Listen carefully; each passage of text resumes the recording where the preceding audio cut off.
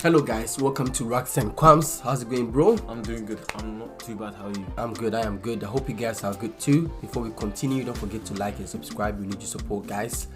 Yeah, man. Yeah, so today we got top 10 places to visit in the UK.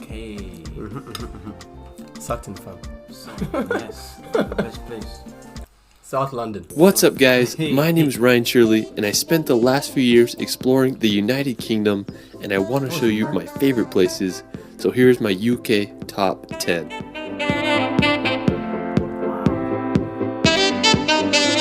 You live there? The United Kingdom is made up of the countries of England.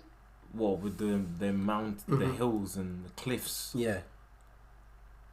Maybe like you got a house like down there or something. Be nice, isn't it, to just walk around. Back. No joke. It looks really nice. So if you fall there, you have to swim all the way there. I think yeah. No, thank you. What the hell? I can barely swim. Yeah. Well, I can swim, but it takes me some time to get back into. But yeah, you have to go all the way there. I think I'll die, fam. I'll just die. That's why I just. A fairy tale or a Harry Potter film, the UK is the place for you. It's easy to see why so many myths and legends were born here. It's one of the world's most enchanting places. Alright, so for our first location, we're going to go visit possibly the most iconic city in the world, London. I've traveled more to London than any other international destination. I have to say it's my favorite city in the world, and I just keep coming back. Everything from the double-decker buses to the energy of Piccadilly Circus. It's always funny. I remember when we were walking trying to get videos in Central. I remember hearing an American was like, "Them double-decker buses are crazy, man." Yeah? I'm like, wow, okay, yeah.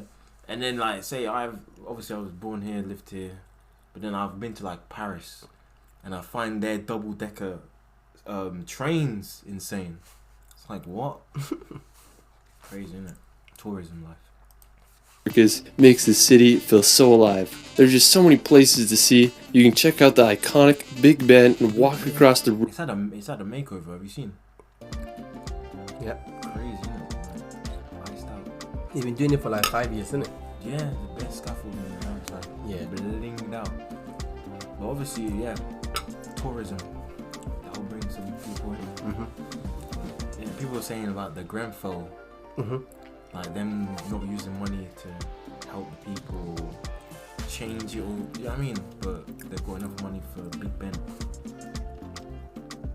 But then I read comments in it. I rarely comment, but I read comments and some people were like making sense and people weren't.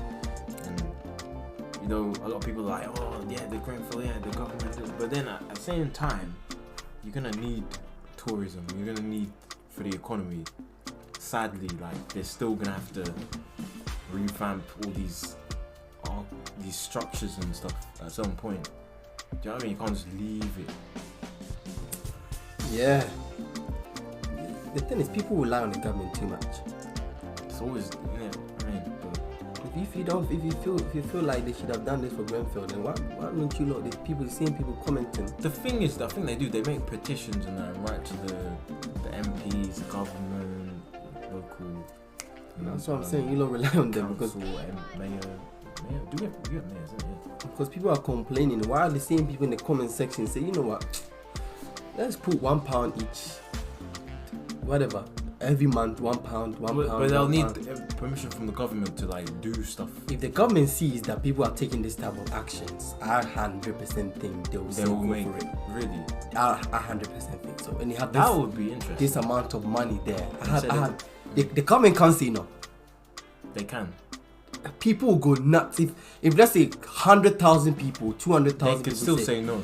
I know, but then it goes on Facebook and Instagram, and people are looking at like the whole world. There has been cases where a lot of things have been done by the government because of the public bringing awareness and bringing like stuff to their attention.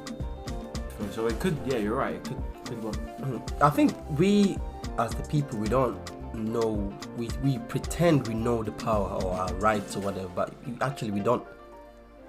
Because we like to just say, I know my rights or whatever, but you don't. You don't understand the power we have as a group. We don't. including mine. So I don't. We don't. We just say it. But one of the things they fear is us coming together, mentally, physically, and spiritually. They're scared. And I'm talking about it like this, but even I don't. No. So yeah. Bridge to see the Palace of Westminster. There's the Tower Bridge, which is possibly the most famous bridge in all of London. You can go see the Stoic Guards at Buckingham Palace or take a ride on the London Eye. If you haven't already been to London, I'd highly recommend visiting when you can. It's hard to beat the London atmosphere. There's no city like it in the world. Alright, so after exploring London, we're going to make the 2-hour drive over to Stonehenge. Located in Wiltshire, England, lies one of the most famous man-made I rock always thought this was in like Scotland or something. It looks like it. Yeah.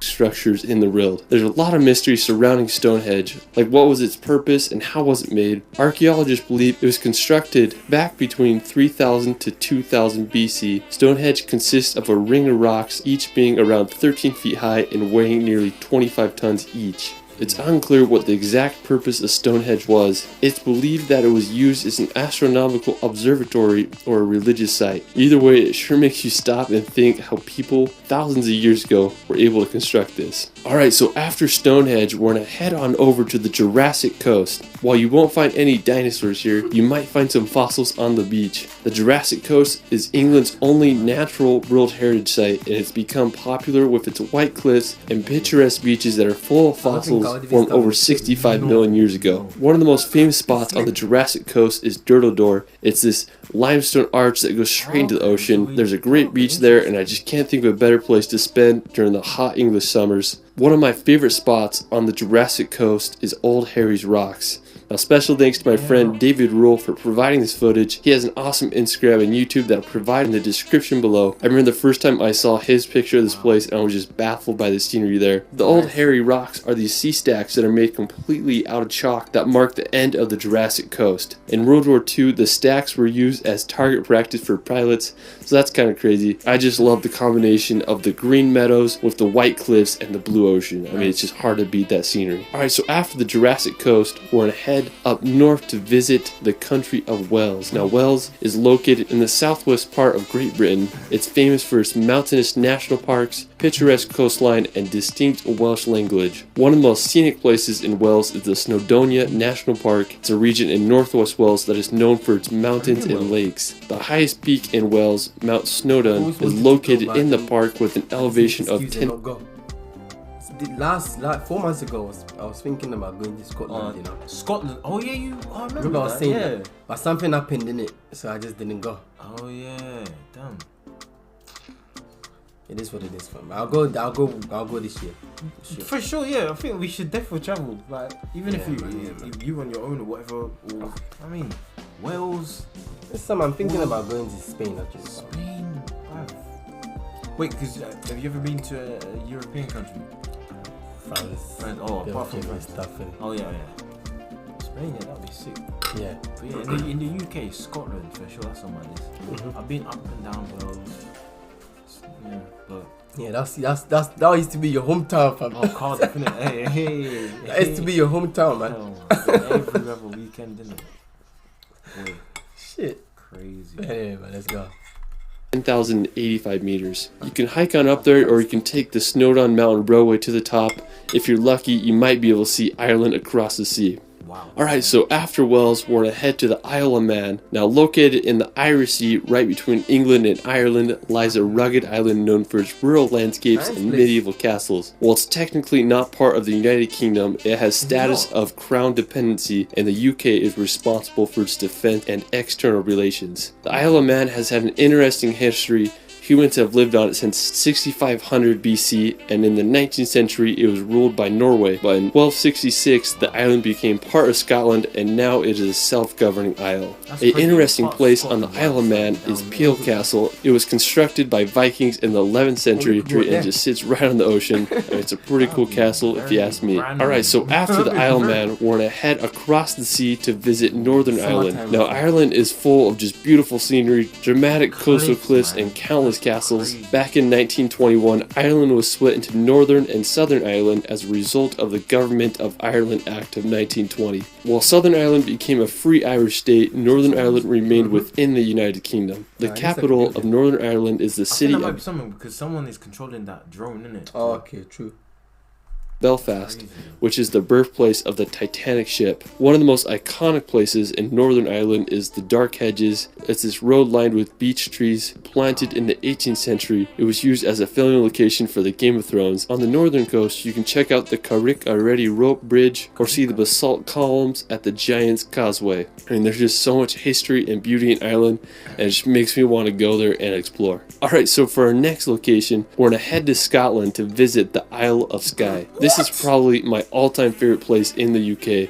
You literally feel like you're in a fairy tale when you visit there. I was lucky enough to go to the Isle of Skye last summer, and it's about a 5-hour drive from Edinburgh. One of the most impressive places in the Isle of Skye is the Old Manor Store. It's one of my all-time favorite rock formations. I felt like I was on the set of Game of Thrones when I was there. Now, to get to the Old Manor Store, it's about a 4-kilometer hike. You walk through some conservation gates, and you'll reach the famous rock pinnacles. I went for sunrise and sunset, and both occasions were breathtaking. When I was there was just like crows flying around the rock, and there were some sheep running around. I mean, it was just a magical place. So the legend of the Old Manor Store is supposedly a giant lived there a long time ago, and when he was buried, his thumb was left sticking out of the ground. When you go there, it's easy to see why it's one of the world's most iconic rock formations. It's one of my all-time favorite places, and I recommend everyone to see it at least once in their life. Just a few minutes away from the Old Manor Store, there is a breathtaking waterfall called Meout Falls that cascades down to the ocean. There's a nice viewpoint where you can look at the waterfall. The surrounding sea cliffs in the area are also stunning. One of the most famous is Kilt Rock, which are right by Meout Falls. I mean, it's just such a cool area. There aren't many waterfalls that fall straight into the ocean. If you're looking to find some fairies, you may want to check out the fairy pools. There are these picturesque blue pools that lie at the base of the Black Collins. When I was there were so many midges, I didn't dare get close to water, so make sure you bring some bug spray. If you want to do a beautiful hike, I'd also recommend visiting the Corang. It's one of the most beautiful areas in the Isle of Skye. You feel like you're walking on a giant golf course. I found this crazy vantage point to get a good 360 view of the whole area. Alright, so after the Isle of Skye, we're going to head over to the nearby point to get a good 360 view.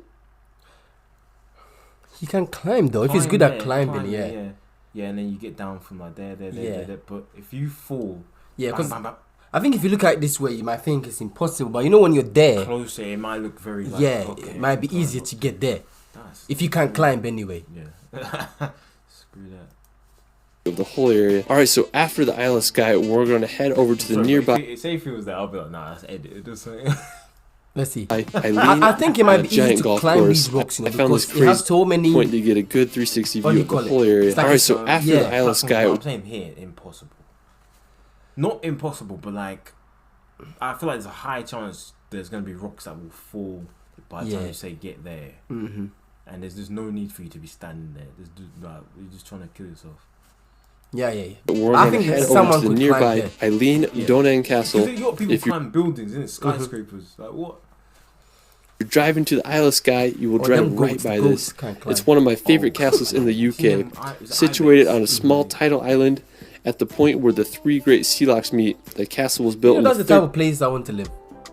What, in like a castle? Like a cottage? Not a cottage, that's like a mini castle. Just these type of views, innit? Yeah, like mini castle, whatever. Just that's the type of place I want to live.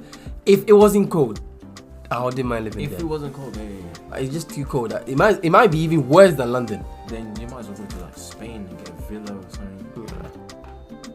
Yeah, because you're high up as well. The altitude, I think, as well. You've got the clouds and that.